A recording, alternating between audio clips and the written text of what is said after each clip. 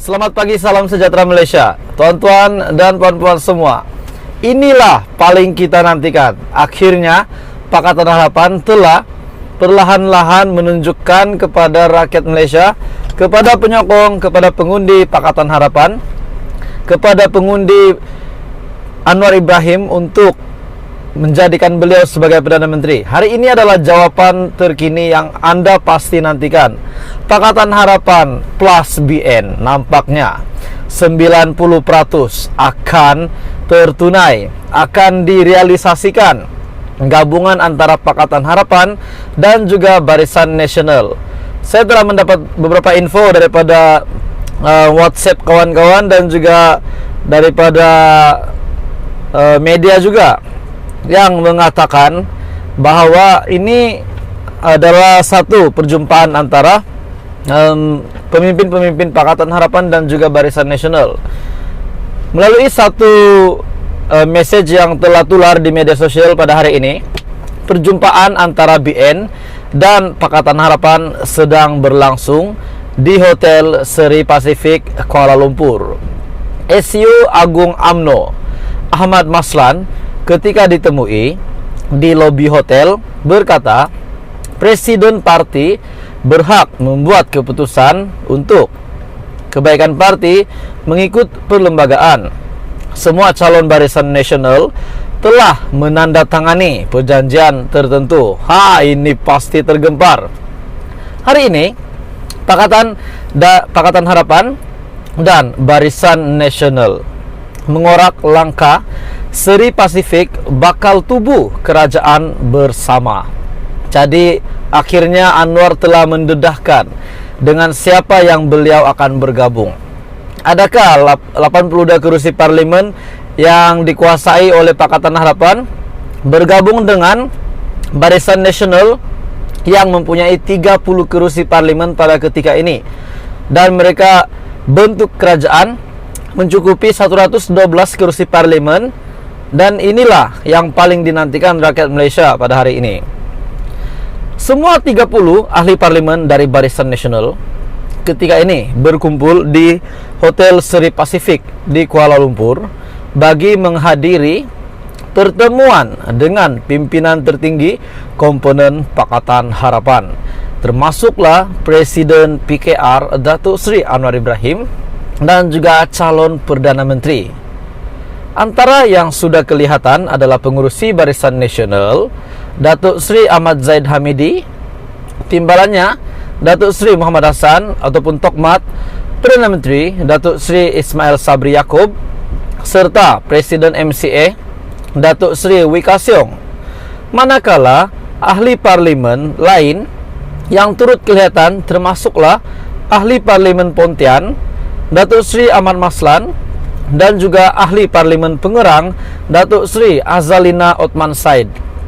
Ka Siong berkata mereka berkumpul di Hotel Seri Pacific selepas mendapat arahan daripada kepimpinan tertinggi mengenai agenda pembentukan kerajaan. Jadi ini sudah terjawab. Ini sudah menjadi jawaban kepada persoalan-persoalan penyokong Anwar Ibrahim. Namun setiap gabungan yang berlaku ini pasti ada komplikasinya.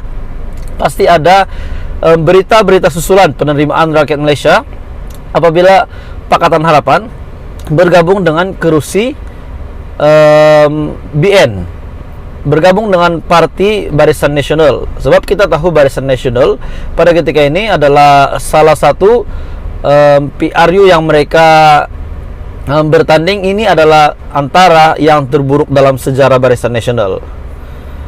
Ahmad Maslan berkata, Presiden parti berhak membuat keputusan untuk kebaikan parti mengikut perlembagaan. Katanya, semua calon Barisan Nasional sudah menandatangani perjanjian tertentu. Perjanjian tertentu. Respon itu diberikan ketika menjawab pertanyaan mengenai status ahli parlimen Barisan Nasional. Terdahulu, Ahmad Zahid menegaskan bahawa beliau sahaja yang layak dalam menentukan apa-apa gabungan politik bersama BN dalam penubuhan kerajaan.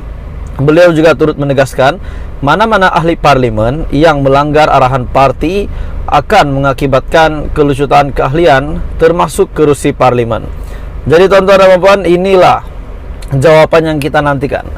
Jadi adakah pada hari ini Anwar yang akan mengangkat sumpah? Tetapi bila saya dengar berita ini, saya baca berita ini, saya dapat lihat, saya dapat nampak sah Anwar bakal menjadi Perdana Menteri untuk kerajaan baharu ini, gabungan daripada Pakatan Harapan dan Barisan Nasional. Apa komen Anda? Boleh komen di bawah. Jadi ini satu berita baik daripada Anwar. Pengurusi Pakatan Harapan berkata, gabungan itu akan mengikut proses yang akan ditetapkan dan yakin mereka akan diberi peluang untuk mentadbir negara. Bahkan ahli Parlimen Tambun itu memberi bayangan, tanda tanya mengenai pihak yang akan memberikan dukungan kepadanya menjadi Perdana Menteri akan diketahui tidak lama lagi. Ditemui media di Kuala Lumpur, Anwar bagaimanapun enggan mendedahkan butiran lanjut mengenainya. Semalam dah cukup bilangan 112 ahli parlimen. Biar parti berkenaan keluarkan kenyataan sendiri dalam masa singkat, sama ada malam ini atau malam ini atau esok. Sementara itu menurut Presiden PKR itu, PH akan mengikut prosedur yang sepatutnya seperti dimaklumkan oleh Yang di-Pertuan Agong dan Speaker Dewan Rakyat. Seperti yang saya katakan, ia sudah selesai dan biar mereka keluarkan kenyataan mereka, kata Anwar. BN yang menjadi kerajaan sejak merdeka sebelum dikalahkan pada PRU ke-14 pada 2018 hanya menguasai 30 kursi. Ini sangat mengejutkan bagi penyokong-penyokong BN. Petang tadi pula GPS mengumumkan kesediaan mereka untuk menyokong kerajaan pusat yang menggabungkan PN dan BN. Adakah ini satu kejutan lagi, satu lagi perkara yang saya lihat rakyat Malaysia mungkin tak mahu ada BN lagi menjadi kerajaan. Sebab BN hanya mendapat 30 kursi.